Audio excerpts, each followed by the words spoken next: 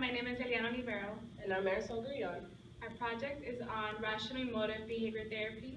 also known as REBT. Our case study is going to be about two lesbian couples by the name of Marisol and Emily. Marisol and Emily have lived together for several years, and as time goes by, they keep on experiencing many problems with their relationship. They're not seeking counseling for their homosexuality, they're instead seeking counseling for their problems. Emily feels that she was never accepted by anyone and is afraid that Marisol is going to leave her. She feels a constant threat of being left and doesn't see a purpose in life if Marisol leaves her. Marisol always feels guilty because Emily is always making her feel like she's offending her. Marisol can't stand people being upset at her. With Emily, that seems to be impossible. Marisol feels that if she can't get over this feeling inadequate, she does not want to continue that relationship. Rational emotive behavioral therapy is one of the first cognitive therapies developed in 1955 by Albert Ellis. To this day, this therapy is still used in different aspects and different therapy sessions with individuals, groups, and families. People are disturbed not by events, but by the views of why they take of them, said once by philosopher Epictetus. Rational emotive behavioral therapy is an active, directive, philosophically and empirically based psychotherapy which focuses on resolving emotional and behavioral problems. REBT's basic assumption is that our emotions stem mainly from our beliefs, which influence evaluation and interpretations that we make of the reactions that we have to life situations. The ABC framework is a model that is used in the REBT practice. This model helps the therapist learn about their client's feelings, thoughts, events, and behaviors. A stands for the activating event. This is the actual event in the client's first interpretation of the event. B stands for belief, the client's belief. C stands for consequence, which means the reactions of a person. The way that the ABC framework helps the therapist learn about their client is by studying their patient. B, client's belief about an event instead of focusing on the A, the actual event, in order to understand the C, emotional consequence. After ABC comes D, which is disputing. D is how the therapist helps clients challenge their irrational beliefs. There are three parts to D. There are detecting, which helps clients detect irrational feelings, debating, which helps clients learn how to logically question irrational feelings and act against them, and D, discriminating, which helps to discriminate irrational beliefs for rational ones. After D, clients eventually arrive at E, an effective philosophy. This involves a new belief system, which replaces unhealthy thoughts for healthy ones. If the client does this successfully, they then arrive at F, which is the new set of feelings. Instead of feeling seriously anxious and depressed, they feel healthy, sorry, and disappointed according to the situation. There are many techniques that can be used when it comes to REBT therapy. Some techniques that we incorporated in our film was humor, role-playing, and rational emotive imagery. With humor, it helps bring life into perspective and allows couples or individuals going through this therapy to become aware of certain situations that they thought were serious but really aren't that serious. This has both a cognitive and emotional benefits in bringing about change. The second technique, role-playing, has emotive, cognitive, and behavioral components and allows the therapist to even interrupt and engage in the therapy session going on. It allows the couple as well to physically and emotionally experience certain actions that they may not have been aware of before. In our personal therapy session, we use role-playing as one of our major techniques because it brought a lot of awareness to the couple that they didn't thought about before. The last technique is rational emotive imagery. This is a technique that therapists use where they ask clients to graphically imagine the worst possible thing that could happen to them, as a couple or as an individual. Certain things could be like breaking up, death, adultery, anything really on the books. So why did we choose REBT? REBT seems to focus on solving emotional and behavioral problems, which this couple seems to have a lot of. Emily seems to have a lot of radical thoughts. She tells us that her parents never loved her or accepted her, which shows emotional disturbance. This is a well-suited therapy as a brief form of therapy, whether used in groups, individuals, couples, or even families, making it an extensive form of therapy. So now we're going to show you what the actual therapy session was all about. Tell me what brought you guys here today. Our relationship lately has been taking a turn for the worse. Well, honestly, if someone didn't accuse the other of everything all the time.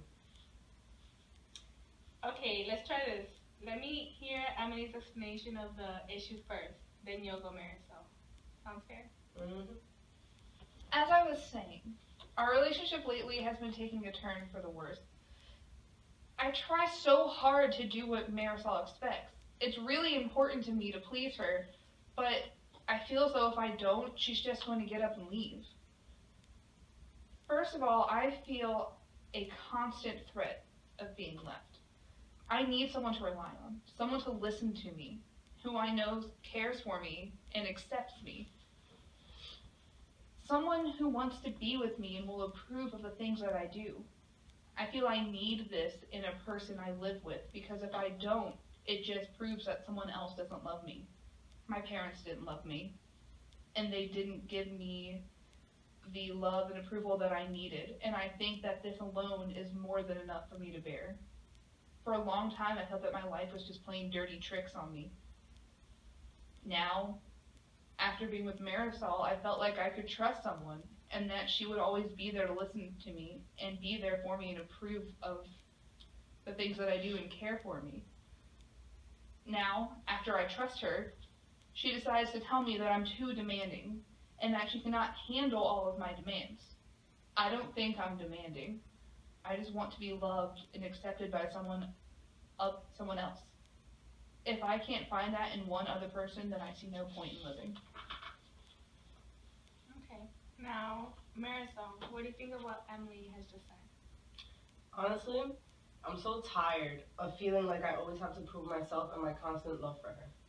No matter what I say or do, I usually end up feeling like I'm not good enough, or that regardless of what happens, nothing will measure up. I'm so tired of hearing that I don't care. I'm sick of being made that I'm insensitive. I hate being made to feel inadequate, and I don't want to constantly feel like I have to weigh everything that I say for fear that I'm going to offend Emily. I just can't stand having people upset at me. It makes me feel lousy and guilty. And somehow I feel like I should be better than what I am. But what am I? Like, why can't I just be myself and be accepted for it, just how she says? Like, if I can't get over being made feel inadequate, then I want out. Okay, good. Now, from what you're saying, Emily, it seems that the fact that your parents didn't accept you the way you were before has affected you and is not affecting your relationship. This is something we can work on together.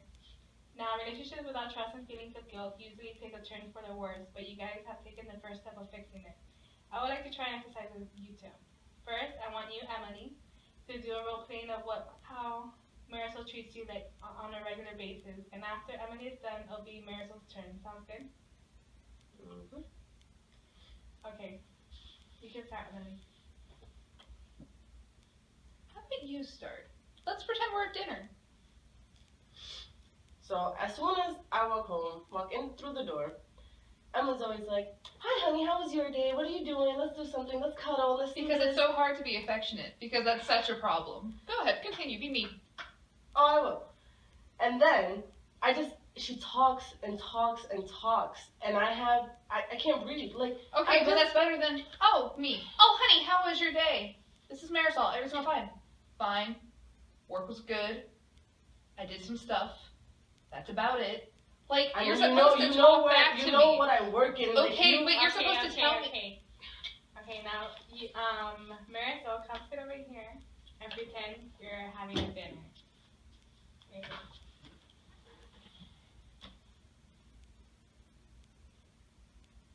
So, what's up?